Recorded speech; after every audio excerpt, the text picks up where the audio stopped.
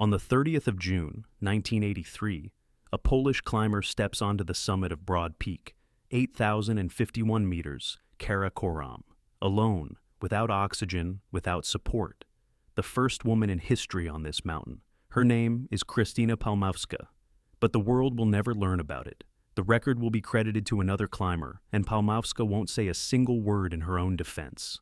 A doctor of science, translator, author of a book about the tragedies of the golden era of Polish Himalayan mountaineering, she'll live her life in the shadow of the very people she helped reach the top. On the 15th of June, 2025, 42 years after that ascent, she'll die in a fall in the high Tatras. Not on a wall, not on an 8,000er, on a hiking trail at an altitude of 2,000 meters. She's 76 years old and preparing for a new expedition. How did a woman who'd conquered the Matterhorn, K2, and Nanga Parbat end up in a couloir in the Slovak Tatras? And why did Krzysztof Wielki say that this accident doesn't add up when it comes to her? In November 1948, a girl is born in Warsaw, whose family has absolutely nothing to do with mountains. Krzystyna Palmowska's father is an ordinary city dweller, but with one peculiarity. One day he talks a group of Tatra climbers into teaching him how to rappel down a rope. Why? Nobody knows. He never becomes a mountaineer. But little Krzystyna will remember that moment for the rest of her life, the only point where her childhood ever touched the mountain world. From there, everything follows a trajectory no one would ever connect to glaciers and 8,000ers. Palmowska enrolls in the electronics department at the Warsaw University of Technology, one of the best technical schools in Poland. She earns her doctoral degree on a topic that would make most people's eyes glaze over: multidimensional mathematical models of telex traffic. She speaks 3 languages fluently: English, French, and German. An academic career opens up before her, and she does choose it, but she chooses it strangely. Out of all possible workplaces, Palmowska goes to a scientific research institute, not because the science is more interesting, but because they give 6 weeks of vacation per year. She already knows exactly what she needs those 6 weeks for. In 1969, a friend invites her to a student rock climbing camp. Palmowska is 20 and she agrees without much expectation, just tagging along. At that camp, she picks up a rope for the first time not as a spectator, but as a participant. That same year, she joins Klub Wysokogórski Warszawa, the Warsaw Mountaineering Club, one of the oldest in Poland. Here, from the very first sessions, she starts climbing rope together with Anna Czerwinska. Neither of them yet suspects that this partnership will last over 20 years and take them both to the rooftops of the world. For now, they're 2 women in a men's club, where colleagues have given them the nickname kukuli, cuckoos. Dismissive and condescending, the way you'd nickname someone you don't take seriously. Czerwinska would later call Palmowska an uncut diamond, a person with an enormous will to fight, and qualities that definitely didn't develop at beginner courses. Between the 2 women, a dynamic falls into place immediately. Czerwinska thinks about strategy, about career, about the next step. Palmowska doesn't. The process itself is enough for her. She goes into the mountains and feels right where she belongs. That feeling of being right where you belong quickly turns into results that are hard to ignore.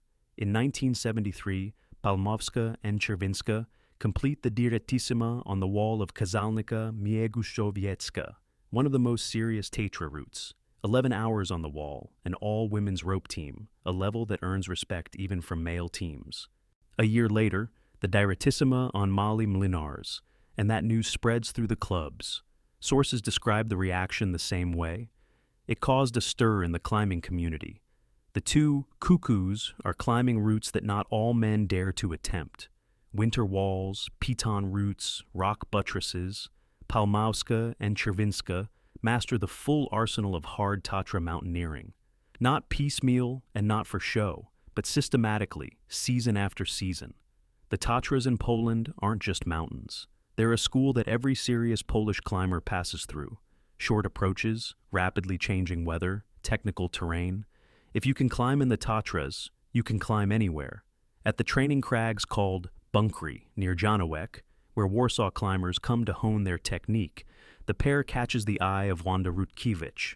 By this point, Rutkiewicz is already a star, one of the strongest female climbers in the world, a figure with an international reputation and ambitions that stretch far beyond the Tatras. She watches Palmowska and Chervinska climb and makes a decision. Rutkiewicz arranges their first trip to the Alps, to a mountain guide school in Switzerland. This isn't just an invitation, it's a pass. Through Rutkiewicz, Palmowska, and Chervinska enter the inner circle, where Helena Kruger-Sierakowska is already present, another strong climber, Rutkiewicz's expedition partner. And so, by the mid-70s, a foursome takes shape. Palmowska, Chervinska, Rutkiewicz, Kruger, Sierakowska. Four women who, for the next decade and a half, will become the core of what many mountaineering historians consider the strongest national women's high-altitude climbing program in history. They don't know this yet. For now, they're just climbing, and climbing better than anyone expects them to. They climb, and they raise the bar every season. From 1974 to 1978, the foursome works in the Alps, and each trip is a step above the last. The first female ascent of the North Pillar of Pizzo Gemelli in Switzerland's Bergell, the east face of Mont Blanc via the major route, the Dolomites. These aren't training outings or sightseeing trips anymore. This is work on routes where a mistake costs your life, in rope teams where each person is fully responsible for their partner. In 1977, Palmowska and Chervinska set out as a duo on the north face of the Matterhorn, the Schmid route. 1,200 meters of steep ice and rock, one of the classic three great north faces of the Alps. They complete it as an all-women's rope team, the second in history. Before them, only one women's team in the world had done it. For two women from Warsaw, who 5 years earlier were called cuckoos, this is an entirely different level of conversation. But the real milestone comes in winter of 1978. The same north face of the Matterhorn, only now in winter conditions. A foursome, Rutkiewicz, Chervinska, Palmowska, and Irena Kenza. The winter Matterhorn isn't a summer route with a cold wind. It's a different mountain altogether, short daylight hours, temperatures where metal burns through gloves, ice that doesn't forgive a single imprecise strike. On the wall, Kenza suffers severe frostbite, so serious that evacuation is needed. According to available records, only one of the four reaches the summit that day, Palmowska. The entire foursome worked on the wall, but she completed the final section alone. The European press reacts unequivocally. The winter women's ascent of the Matterhorn's north face is called a sensation in the world of mountaineering. For Palmowska, this isn't just an achievement, it's proof that the foursome can perform at the level of the best male rope teams on the continent, that they can be sent anywhere, that the Tatras and the Alps are a chapter behind them. The next step is obvious. All four of them understand it. The Himalayas. The Himalayas arrive before the Alps are even finished. In 1975, still before the winter Matterhorn, Rutkiewicz organizes the first Karakoram expedition. The occasion is symbolic, the International Women's Year, declared by the United Nations. The objective is concrete: Gasherbrum 2, 8,034 meters, and Gasherbrum 3, 7,952 meters. For Palmowska, this is her first trip outside Europe and her first encounter with altitude where the oxygen in the air is half of what it is at sea level. On the 12th of August, she sets out for the summit push on Gasherbrum 2, roped with the Pakistani liaison officer Captain Syed Ahmed Malik. At around 7,600 meters, the officer falls ill. Palmowska faces a choice that will define her reputation for years to come: keep going toward the summit, or turn around and get a sick man down. She turns around. But before descending, she does one more thing. She hands her crampons to Anna Okapinska, who is heading up. Those crampons allow Okapinska and Kruger-Sierakowska to complete the first female ascent of Gasherbrum 2. Someone else's record, made literally on Palmowska's gear. She returns to base camp without a summit, but with a living officer. On that same expedition, she survived a fall into a glacial crevasse and was responsible for the entire team's radio communications. None of the participants describe her decision as a sacrifice. For Palmowska, it was simply what needed to be done. 4 years later, the story with Captain Syed gets an unexpected continuation. On the 5th of July, 1979, Palmowska and Chervinska complete the first female ascent of Rakaposhi. 7,788 meters, a new route, an autonomous women's pair within a mixed team. The expedition permit is secured with help from that same Syed whom Palmowska had dragged down from Gasherbrum 4 years earlier. A debt repaid not with words but with action. In 1980, an attempt on Kangchenjunga, the third highest mountain in the world. The summit isn't reached, and details in the sources are scarce, but the direction is no longer in doubt. In 5 years, Palmowska has gone from her first Karakoram camp to the doorstep of the 8,000ers, and the pause at that doorstep is clearly temporary. Temporary, but not by her choice. In 1982, Poland is living under martial law. Borders are half closed, currency is controlled, every trip abroad is a bureaucratic nightmare. The women's expedition to K2, led by Rutkiewicz, does manage to reach the Karakoram, but late, having lost precious days of the weather window. K2, the second highest peak on the planet, 8,611 meters, a mountain with a reputation as the most dangerous among the 8,000ers. The statistics at that time are brutal. 1 in 4 who attempt the summit dies. Palmowska and Chervinska begin the ascent via the Abruzzi Ridge, the classic route from the Pakistani side. They reach approximately 7,000 meters. That's not the summit and not even close, but on K2, 7,000 meters is serious work. The mountain, however, couldn't care less about their ambitions. On the 30th of July, Helena Kruger-Sirakomska dies at Camp 2, one of the foursome, a friend with whom Palmowska had shared a rope since the first alpine years. A woman who 3 years earlier had stood beside her on the slopes of Gasherbrum, the cause of death, altitude exhaustion. Kruger-Sirakomska dies on the mountain they had all been working toward for years. The foursome that had existed since the mid-70s loses one of its own. 3 remain. No one from the team reaches the summit of K2 that season. The expedition packs up. But before leaving, Palmowska, Chervinska, and the others do one thing that seems trivial in the moment. They stash a food depot at the foot of K2, canisters, containers of food, and equipment. On each container, an inscription, Polish Broad Peak Expedition 83. Broad Peak, the neighboring 8,000er, visible from K2's base camp. They already know where they're going next year. The cache at the foot of the mountain where they lost a friend becomes the foundation for the greatest ascent of Palmowska's life. They leave the Karakoram with a death behind them and a plan ahead. A plan that on paper looks nearly impossible. Summer of 1983, Karakoram. What arrives below Broad Peak isn't 10 people with porters and oxygen tanks. It's 2. Krzystyna Palmowska and Anna Chervinska.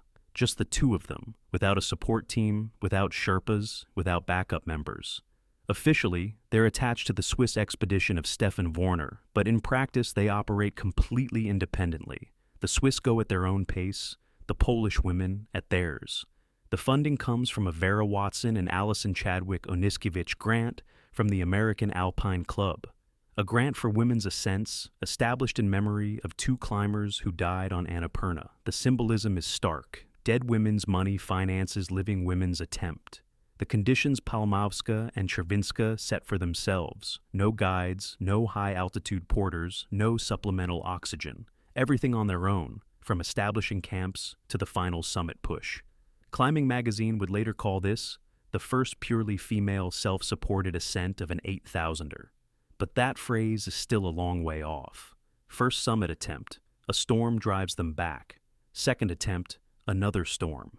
The Swiss expedition begins to wind down. The window of opportunity is narrowing. If the third attempt fails, they'll have to go home empty-handed. Essentially, they have 1 shot left.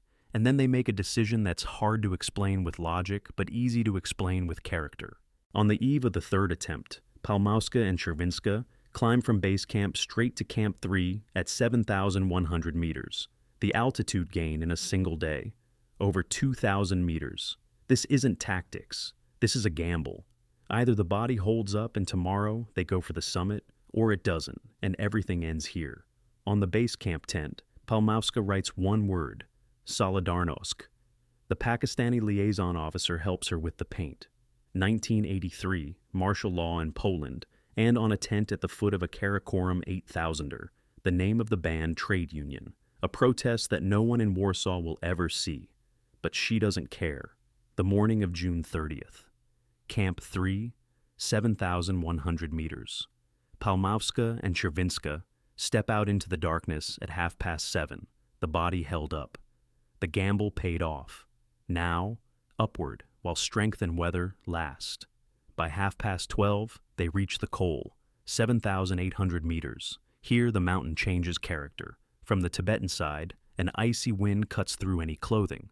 Ahead, a long ridge leading to the summit. Broad Peak isn't shaped like a pyramid. It's an elongated crest with several rises, and its highest point isn't the first thing you see when you come up over the top. This very structure of the mountain will play a key role in the next 3 hours. Chervinska reaches the 8,028-meter mark, the so-called Rocky Summit. It's a distinct peak. It looks like the summit, and Chervinska takes it for the highest point. She stops. For her, the climb is over. It will later turn out that this is the same mistake Maciej Berbeka would make on this very broad peak in the future, mistaking the foresummit for the true summit. Broad Peak's main peak stands farther along the ridge, 23 meters higher. Palmowska sees what Chervinska doesn't. Or, more precisely, she sees the same thing but interprets it differently.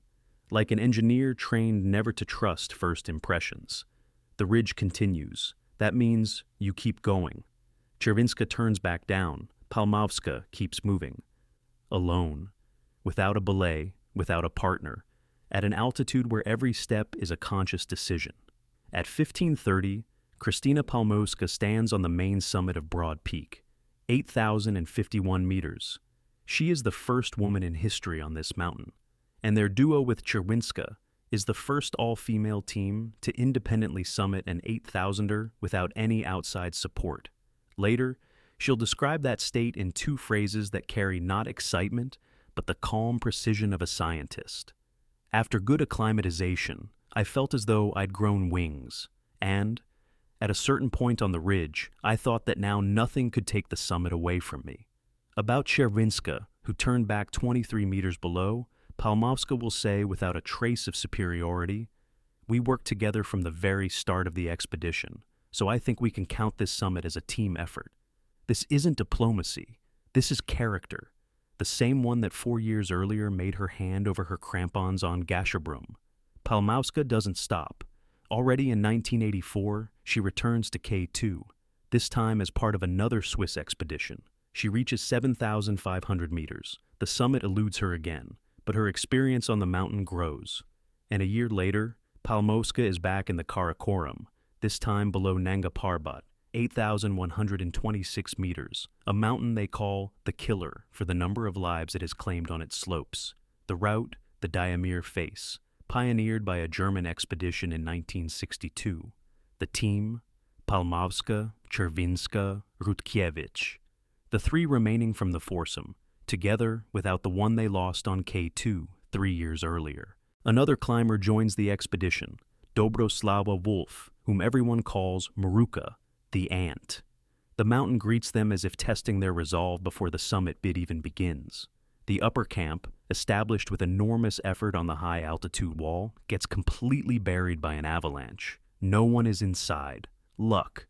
But all the gear, all the food, everything they'd hauled up over weeks, buried under a mass of snow. They have to start over, haul loads along a route that has already tried to bury them once. On the 15th of July, Palmowska, Chervinska, and Rutkiewicz reach the summit, the first all-female ascent of Nanga Parbat. Palmowska will later call this expedition the most physically grueling of her career. Harder than Broad Peak, harder than 3 attempts on K2. Her body was working at its limit, and she felt it. In the summit photos, 3 women who together walked the path from Training Crags outside Warsaw to their second 8,000er. The 4th, Kruger Syrakomska, has been gone for 3 years, but standing beside them is Dobroslawa Wolf, Maruka, sharing in their joy. Within a year, she'll die on K2. None of the 3 standing on the summit of Nanga Parbat on this July day know that. This is the last moment in Palmowska's life when big mountains bring only good things. The last 8,000er summit she'll ever stand on. The only expedition in these years from which everyone comes back alive. Everything that follows, K2, the losses, the horror of the summer of '86, will begin 11 months from now. But in July of '85, that future doesn't exist yet, and the three women on the summit of Nanga Parbat are simply happy. That happiness ends the following summer. 1986, K2, the Magic Line route, the Southwest Pillar, one of the most technically demanding paths to the second highest peak on the planet. The expedition is led by Janusz Meyer. Palmowska and Czerwinska are here for the third time. In '82, they reached 7,000, in '84, 7,500. Now they climb to 8,200. It's their personal record on K2 and the greatest altitude they've ever gained on this mountain. 400 vertical meters to the summit. Close, it would seem.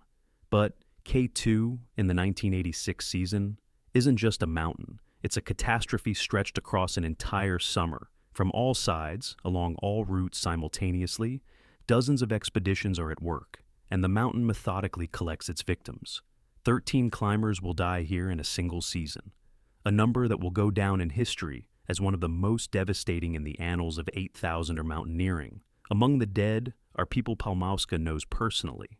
Tadeusz Piotrowski, with whom she climbed Rakaposhi 7 years earlier. The Italian Renato Casarotto. The French couple Maurice and Liliane Barrard. Wojciech Wroz and Dobroslava Wolf. Maruka, the same woman who a year ago stood beside them on the summit of Nanga Parbat. A woman, a mother, just like Kruger-Sirakomska, who died on K2 4 years before. The second mother this mountain takes before Palmowska's eyes. Rutkiewicz that same season reaches the summit of K2, the first woman in the world to climb this peak. A record that, under any other circumstances, would have been the headline of the year. But against the backdrop of 13 deaths, it sounds not like a triumph, but like a surviving line in the margins of a disaster. The season lasts several months, and all that time, Palmowska is on a mountain that is killing around her. This isn't a single catastrophe after which you can turn around and leave. It's an unrelenting stream. News of death arrives week after week. Bodies are brought down past the camps. The living count each other every morning. Palmowska, accustomed to analyzing everything, finds herself for the first time in a situation that cannot be calculated. The mountain doesn't obey any models. It simply takes. Later, Palmowska will describe what she lived through in a single sentence, and in its precision, you can hear the same engineering clarity she once applied to modeling telex traffic. What we experienced there, that was an immersion in genuine horror. Not an exaggeration, not a metaphor, a diagnosis. Horror as an environment you're submerged in entirely, and from which you never emerge the same. Of the foursome that began in the mid-'70s, one died on K2, Kruger-Sirakomska. Now the mountain has also taken Dobroslava Wolf, who stood with them on Nanga Parbat a year before. The circle of people Palmowska trusted in the mountains shrank with every season, and she herself, after that summer, is no longer who she was before it. No longer. Because after K286, she has a reason to come back that she didn't have before. Palmowska gives birth to a son, Marcel, and the world she'd inhabited for the past 17 years, a world where risk was a personal matter and nobody else's, ceases to exist. Now, risk isn't just about her. Kolosi, Poland's top award for travel and expeditions, would later put it this way. As a mother, with the deaths of other mothers before her eyes, Kruger-Sirakomska and Wolf, she assessed risk differently. Both women who died left families behind. Palmowska saw it with her own eyes, twice on the same mountain, 4 years apart. Now, she herself is a mother, and the math has changed irreversibly. The shift shows up not in grand declarations. Palmowska isn't one for grand declarations. It shows up in small things. Once, arriving in the Tatras, she sees the bodies of 3 dead climbers on Zabi Menich.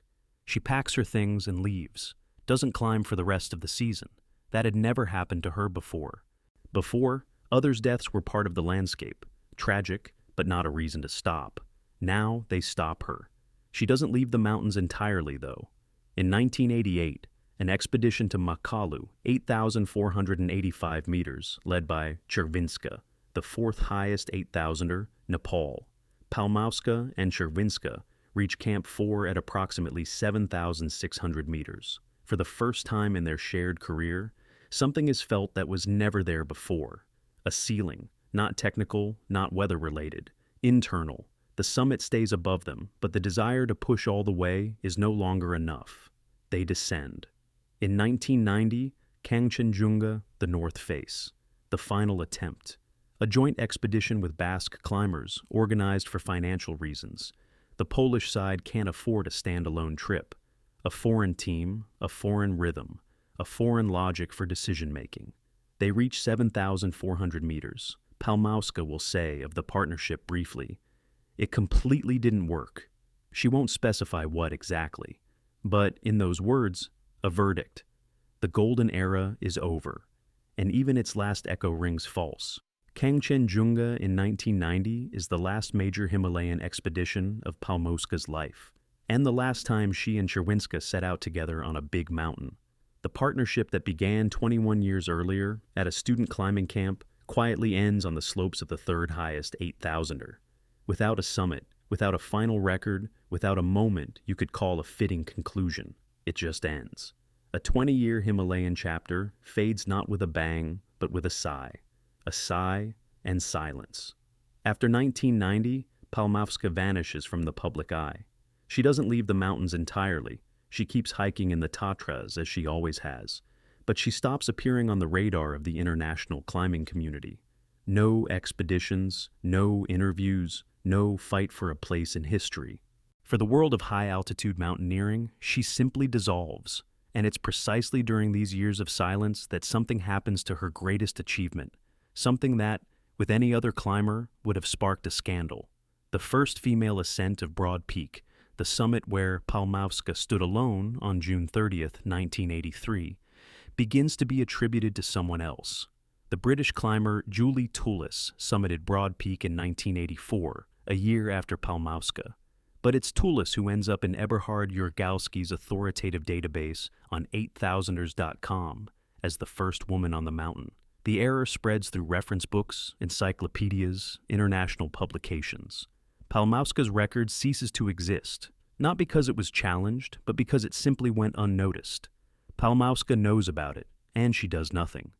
Writes no letters to editors, contacts no journalists, publishes no corrections, demands no justice. This isn't passivity, and it isn't indifference. This is the same Palmowska who gave away her crampons on Gasherbrum and said about Broad Peak, "We can count it as a team summit." She doesn't know how and doesn't want to fight for recognition. The Polish Mountaineering Association will call her a person of extraordinary strength of character and great humility. Magazine Gory will put it more precisely, businesslike and painfully modest. The correction comes from outside. Jurgalski himself discovers the error, years later, during a routine data revision. He calls Palmowska to apologize. She responds with a phrase that contains neither resentment nor triumph. I felt the weight of that ascent much later, when Jurgalski called me with an apology for the mistake that had appeared in his book. Guinness World Records makes the correction. Officially, Palmowska, the first woman on Broad Peak. Justice is restored, but it's restored not by her, like all recognition in Palmowska's life. Palmowska didn't fight for her own name. Instead, she wrote about others. In 2020, Zaklatim W. Gorski Kamien, Enchanted into Mountain Stone, is published. 408 pages in which she dissects the accidents and tragedies of the golden era of Polish Himalayan mountaineering. Not a memoir, not a confession, not an attempt to settle scores. An analytical work, the kind only someone with a doctorate in mathematical modeling and 20 years of personal experience on 8,000ers could write. She examines the deaths of people she knew personally, with the precision of a surgeon and the pain of a witness. The book wins the Grand Prix at the Mountain Book of the Year 2021 competition in Ladekzdrój, the top literary award in the Polish mountain world. But between her departure from the Himalayas and that book, 30 years about which almost nothing is known, Palmowska keeps hiking in the Tatras, works, raises her son. She translates Jan Krakauer's Into Thin Air into Polish, the story of the 1996 Everest disaster, a book about how mountains take people, a subject she knows not from other people's texts.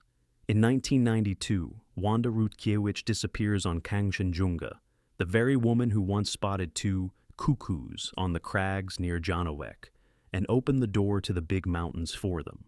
Her body is never found. Of the foursome that formed in the mid-70s, Palmowska is now one of two. A few years before this, an unexpected reunion. In 2019, Palmowska and Chervinska meet in the mountains for the first time in nearly 30 years. Not on an 8,000er, not in the Karakoram. On Kazbek, 5,054 meters, the classic route from the Georgian side. A mountain that by the standards of their career is a stroll. But it's not about the altitude. Two women whose partnership defined an entire era and quietly dissolved after Kangchenjunga in '90 are walking together again. What happened between them over those 30 years? No source reveals. Only the fact is known. They drifted apart and came back together. And 4 years later, one of them will write the other's obituary. In February 2023, Anna Chervinska dies. Palmowska writes an obituary for her. And in that text, she allows herself for the first time what she'd avoided her entire life, a personal tone. Now she is the only one from the foursome, the last of a generation that defined an entire era. In March 2025, 3 months before her own death, Palmowska receives the Super Kolos. This is the highest award in the Polish world of travel and expeditions, given for a lifetime of contribution. At the ceremony, she says what everyone by now expects from her. I accept this as recognition of the achievements of Polish women Himalayan climbers of the golden era. Not her achievements, their shared ones. Even accepting an award that's impossible to interpret as anything other than personal, she deflects the spotlight from herself. At the same time, she's preparing for a trip to Pakistan. A commemorative documentary film about the achievements of Polish women climbers in the world's highest mountains is in the works there. For that, she needs to be in shape, and Palmowska starts building fitness the way she's done her whole life, in the mountains. In the mountains where it all began. The high Tatras, the very range where Palmowska half a century ago climbed her first walls, where she built the skills that would take her to 8,000ers. Here she climbed Kazalnika and Mali Mlinars. Here she wintered on Piton routes. Here she spent more seasons than in all the Himalayas combined. The Tatras for her aren't something exotic or a challenge. They're home, a place she knows as well as her own apartment in Warsaw.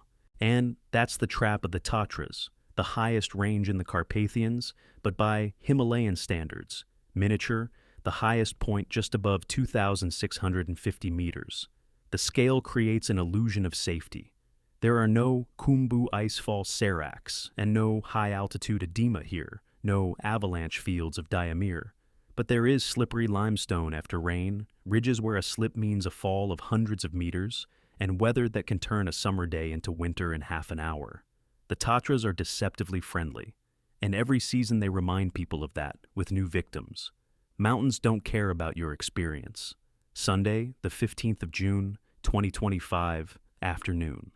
Palmowska is 76 years old.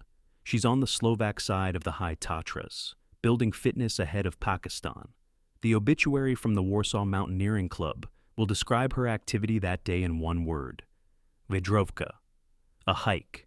Not a technical climb, not a wall route, not a winter face. A walk through mountains she'd crisscrossed hundreds of times. What exactly happens next? Nobody knows. Palmowska falls in rocky terrain, presumably in the area of Vyšné Pribylinov Sedlo, a pass at an altitude of just over 2,000 meters. For someone who stood at 8,051, that number sounds almost like a taunt. 2 kilometers above sea level. The altitude where in the Karakoram they pitch the first base camp. In the evening, TOPR, the Polish Tatra Rescue Service, contacts HZS, the Slovak Mountain Rescue Service. A helicopter goes up. The evening search yields nothing. Darkness, terrain, limited visibility. That same day in the Slovak Tatras, 4 other people die, including 2 other Polish tourists. Polsat News will call the weekend especially turbulent.